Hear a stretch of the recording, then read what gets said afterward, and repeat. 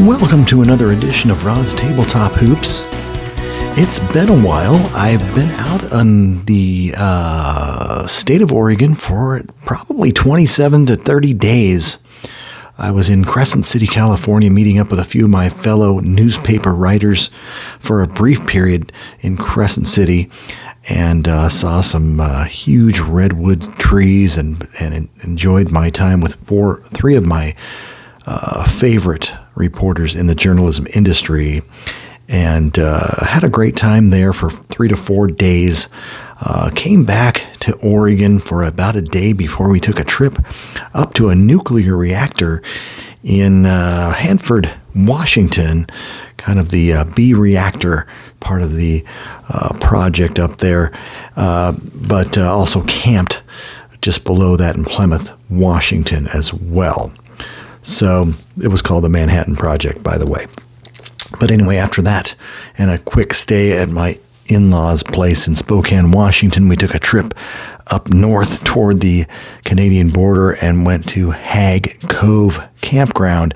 And this cove was just beautiful, and we hung out there for a couple days before returning back to Spokane and doing some more hanging out with the in-laws and having a good time for probably another week or so. And now I am back in the basketball mode. I did not take any of my games or very few materials regarding tabletop hoops to these places. So it's nice to be back here in Gresham, Oregon. And I'm here to talk to you a little bit about the year 1969. This will not be a very detailed account of anything. Actually, this magazine here by Jim O'Brien describes tabletop basketball in its purest form, the real game. This TV guide talks about the battling between the ABA and the NBA, but it's based on the 70-71 preview, 69-70 season. So there's a little bit of 69 in there, but I just love the look of this magazine. This thing is just special. It basically has a little review, just like a Xander Hollander, Jim O'Brien complete handbook from the 1970s. This is the early beginnings, and it has pages and pages of just fun stuff to read. You can read about every one of your Pistons, a little bit of opinion from Jim O'Brien on every single player, ABA and NBA. So that's just one of my favorite pickups from the last couple of years. What other things were going on in 1969? Well, according to the Basketball Stars of 1969, it looks like Willis Reed finally it was going to start to get his wish, and the New York Knicks were going to trade Walt Bellamy to the Pistons, and Willis Reed was going to become the star center and not power forward of the New York Knickerbockers. And these books were just a fantastic thing. I don't know. I was born in 1966, so this is not my era. I just picked up a lot of these books when I was a little kid. We had a great bookstore in downtown Portland where you could actually just read. They had these books for like, I don't even know. I think this book was probably 25 cents back in the day. But now it's worth probably $5, But anyway, the pictures, you can see a veteran Elgin Baylor, a very young Dave Bing, all kinds of great players like Wilton Norman Chamberlain, Bill Bridges, great rebounder, Hal Greer, Johnny Havlicek, Elvin Hayes, going to the San Diego Rockets via the Houston Cougars of college basketball, a young Earl the Pearl Monroe, the Black Jesus, Willis Reed, looking pretty young there, Oscar Robertson, Bill Russell, Nate Thurmond, followed up by Lenny Wilkins and Jerry West. But anyway, these books were always fun to read. I've still got to read up on some of these little individual things. They actually had plays in the books, the high post split over here, the double pick for the weak side forward. Really didn't pay too much attention to this stuff. I just like watching the games and one-on-one clear out. But anyway, Cool book there from 1969. What else was going on in 1969? Well, the ABA was still around, and I picked up this recently. The ABA guide from 68-69. This is Rick Barry. He's about to make his debut as an Oakland Oaks player in 68-69 after having been forced to sit out an entire season. Can you imagine that? Rick Barry, 23, 24 years old, having to sit an entire year after winning the scoring title with the San Francisco Warriors, and then having to go to the ABA and sit out a season and maybe do a little broadcasting and twiddle his thumbs and try and stay in shape for the 68-69 season. Of course, that Oaks team did win the ABA title in 68-69. Unfortunately, Rick Barry was hurt during the entire second half of the ABA season of 68-69, but his teammates came through and just did a fantastic job to win the NBA championship. One of the greatest ABA teams of all time, but this ABA guide is in fantastic shape, just fun to read. A lot of little stories about the humble beginnings of the ABA coming of age. So anyway, that's pretty cool. We also have Pro Basketball Champions. I'm sure George Vesey, Peter Vesey's brother, came up with this book. It cost a whole 60 cents back in about 1970, but it's all based on the 68-69 season. A lot of great moments, talking a lot of the pressure basketball that goes on in the playoffs the last year between Chamberlain and Russell, because Russell would soon hang up the sneakers and go into broadcasting and coaching with the Seattle Supersonics and eventually the Sacramento Kings. And you could tell he was not as good a coach when he didn't have his basketball teammates from Boston around him. But he was actually pretty good. There's a We Love You Coos kind of talking about his retirement probably. Just a neat old book. Just cool stuff. Scholastic time. Probably what I would have been getting every time there was a Scholastic book sale at my elementary school. I picked up the basketball books, whatever was available. Of course, baseball followed as well. Here's from 1969 as well. Great Rookies of Pro Basketball. I don't know how many of you had these types of books, but this book is another Scholastic book. And of course, what's good about a Scholastic book, it's got plenty of photos. Guys like Earl the Pearl, and you can see Rick Barry launching between a whole fistful of Royals here. But anyway, it's just endless. Great rookies like Wesley Unseld. It just goes on and on. Wes, when he was a little more tempted to shoot the ball versus just throwing the outlet pass, he was really a good scorer after his Louisville days. There he is in college right there against Boston College. And then you get a guy that's kind of like unknown. You're like going, who's Don Meinke? I have no idea. I really don't know who that was, but he obviously had a short NBA career. He tried harder. Who was that? Ray Felix. Kind of a mediocre center with the Los Angeles Lakers, but I'm sure he was dominant at the collegiate level. Let's get another one here. Anyone. And there's Dolph Shays battling. There's some more players there. The Tommy Gunner, obviously Tommy Heinsohn. Heinsohn just fired up shots. He was famous for his hook shot. But fun things. You just learn about these players so well. These are the great books of the era. Now, what games, tabletop simulation games were going on during 1969? Well, I pulled out my PTG basketball cards here because this, even though it's the 70 edition, it has the 68-69 season. I don't own the 1969 edition, but anyway, the Los Angeles Lakers right here. You got the team shot card. You also have players. Just some fantastic names. Wilt the Stilt, Elgin Baylor, Fred Crawford, Tommy Hawkins, Bill Hewitt, Keith Erickson, Jerry, Mr. Clutch West, who passed away last month, unfortunately, at 86 years old. What a fantastic player he was.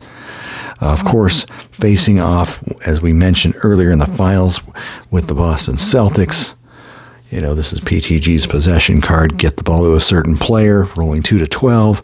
The assist occurs if the basket is made. So there's the Celtics. There's John Havlicek, fantastic player. Don Nelson, fantastic coach and player. M. Bryant, Tommy Heinsohn. I meant Tom Sanders. Pardon me on that one. Sam Jones. William Fenton Russell, an S10, which means he got the ball the least amongst his players. I think he averaged 9.9 during his final season. But even though they finished in fourth place, Bill Russell somehow helped catapult these teams. Bailey Howe Hall of Famer, Larry Siegfried, catapulted the Celtics to the NBA championship in 1969, and Jerry West was foiled once again. But that's not the primary topic of this episode.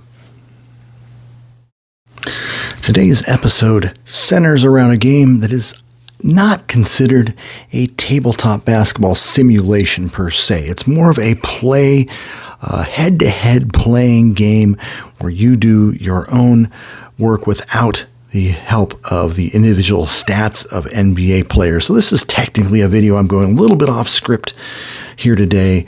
It's called NBA All-Pro Basketball. It came out in what year? 1969. And I just love the game parts of this, and I had to take advantage of the sale I found on eBay recently. I got this game entirely complete for $36, including the shipping costs. I decided to take a chance on it because I've always loved the look of this game. I know I'm probably not ever going to play a game of all-pro basketball, the NBA, not licensed by the players of the NBA, but look at this great piece of artwork they put into it. They used a huge game box, and as I will show, there is a lot of filler in this game. But let's read the top of the box itself. It's official NBA, National Basketball Association game, NBA, with the logo. Who could that be? None other than Jerry West, of course. All-Pro Basketball, the basketball game played with strategy and skill, not luck or chance. Offensive coach plans and carries out moves for his entire team, while defensive coach plans and carries out counter moves. Play-by-play, the strategy unfolds, simulating a real basketball game. This is by Ideal. So, found this one. I think they were in Florida. This game was probably sitting on a shelf for a dozen years. I've tried to keep the game from. I've tried to unbend some of the folds. I think there was stuff stacked on top of it. But at the same time, I'm just happy that all the game parts are here. Copyright 1969. So let's take a look inside the box.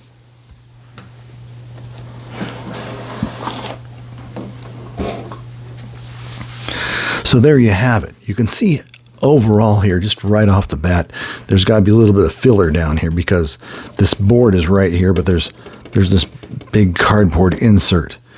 But what we have here is, of course, a set of game rules for All-Pro Basketball. I don't intend to play any games with All-Pro Basketball because it doesn't simulate any individual players with stats. That's just me. But I just couldn't help taking advantage of a good sale on a good game. There's also a box here. It looks like some 1950s players, if that, even 1940s players with some generic jerseys. On both sides, I think there's a red team and a blue team. And you get into this little scorer's piece right here. I'll take a look at that in a second. But anyway, let's take a look at the official National Basketball Association All-Pro Basketball game rules. The NBA All-Pro Basketball game is as close to real basketball as it is possible to get in a board game. The game is a unique combination of skill and luck, just like real basketball. Now, for the first time, you control your entire team by actually moving the players. You see every play unfold in front of you, and a victory or defeat is determined entirely by your skill and a little luck. Since this is the first time we're moving an entire team on the court, study the layout of the court and the way each man moves. Run through a few practice moves before starting a game. And then, of course, it follows up with a little clip art at the bottom and some generic Caucasian players battling at the hoop. It's a wonderful game. It says it's ideal. So That's what it comes down to. And this court you will see over here is basically being diagrammed here. And they show the motion of moving pieces up and down a court. This is not a vibrating game of any sort. It's all keyed by denoting certain players at certain positions. There is a die in this game. I believe you roll to see how close you can get to a basket. And I believe the shooting zones are these angles out here, the corners, and straight away. I don't think you can shoot from anything that does not have an angle attached to it. There's just more strategies here. 24-second clock rules, how the ball is brought in from out of bounds, the throw in, a lot of interesting strategy that goes on. But, if you're a kid in 1969 and you're a fan of the NBA and you don't know about PTG basketball or Big League Manager basketball or APBA Pro Basketball at the time, this might be the game you will get because it's probably available in stores versus a lot of these games are mail order. So, what else was around in 1969? There wasn't a lot of sports simulations per se. So anyway, it was before Fast Break Pro Basketball, Status Pro, Stratomatic Basketball, so there really wasn't a lot to choose from. But anyway, more and more rules in a cute little package, of course. This is just really neat how this thing is, a lot of, they wanted to give it a lot of space so people would see it on the gaming shelves, so they made the box ultra big. They probably would do it a little smaller box in this day and age with a little more competition for space on the shelf. But in conjunction with a huge game box like this, you can't miss that. Probably a great Christmas or birthday gift for any kid. So let's get into the game parts a little bit. I'll start with the tabletop court. So here you have a tabletop court. Now it's pretty darn huge. It's probably 10, 20, at least 30 inches by 15 inches or so. And this might make a great tabletop court to play some simulation-based tabletop hoops on. It's got a traditional design with this kind of a wood grain surface. Actually looks like you'd have like on your TV or something of that nature. It is really a pretty cool looking court. This one was kept in fantastic condition, which probably means they did not play a lot of all-pro basketball, NBL pro basketball here. The object of this is probably to set up your offense and your defense. And I'm going to grab one of the sets of players. There's a blue team. And this is what is amazing to me. A 55-year-old game has all of its pieces. It just comes in this little box right here. I'm kind of covering the little extra lighting I've got on my court. But anyway, you get little guard pegs like this. Got the Jerry West logo on them as well. These are just really cool. Got an extra guard peg right there. So you got your two guards. You got a team basketball. I don't know exactly. I guess that shows who has possession. You got the forward logo right there. An additional forward logo right there. You can tell how new these things look. And a center logo right there for the blue team. And you're just going to follow that up with the red team. So there's your red team over there. There's your blue team over there. Probably a simulated plays. You probably have players positioned at certain spots on the court. The offense, let's just say the red team has the ball. They're probably going to bring it down like that. And there's ways to dribble and pass and shoot. And you could just use your imagination and see how the defense sets up. The center might be posted in the middle temporarily, and the blue team's playing some defense on all the positions. And I don't know how assists or steals or turnovers, whatever would occur on a particular play, but I do know that it is activated by one die. I'm guessing this is the original die that came with the game. You'd roll that, and you can see exactly what's going on the court right here. So, and play would probably go up and down for a certain amount of time. And you get this handy-dandy, trusty all-pro basketball scores cardboard thing. You can say, 1-0 visitors, 2, 3, 4, 5. So it goes up to 99 points. And once you get over 100, you just start at 0-1 probably again. So anyway, that is what it looks like. This ideal scoring device was made in Hollis, New York, 1969, NBA property. So it is entirely official and legal. And yeah, this shows quarter 1 as well, so you can upgrade the quarter if you need to go to quarter 2.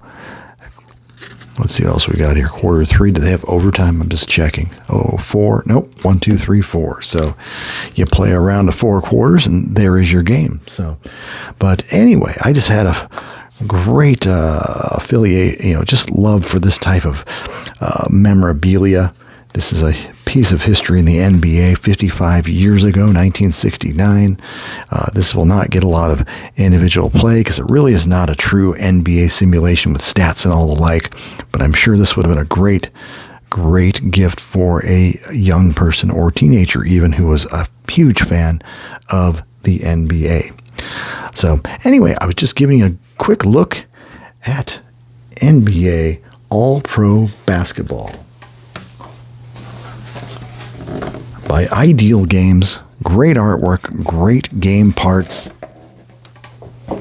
Pretty simplistic for the time, but you just didn't have the options back in the 1960s that you have today, where we're a little bit snobbish, where we get player cards in color. We have game boards. We have all kinds of different game engines, and we will definitely get back to that type of thing during my next video. So once again, thanks for watching, and I hope you enjoy this video from Rod's Tabletop Hoops. Have a good day.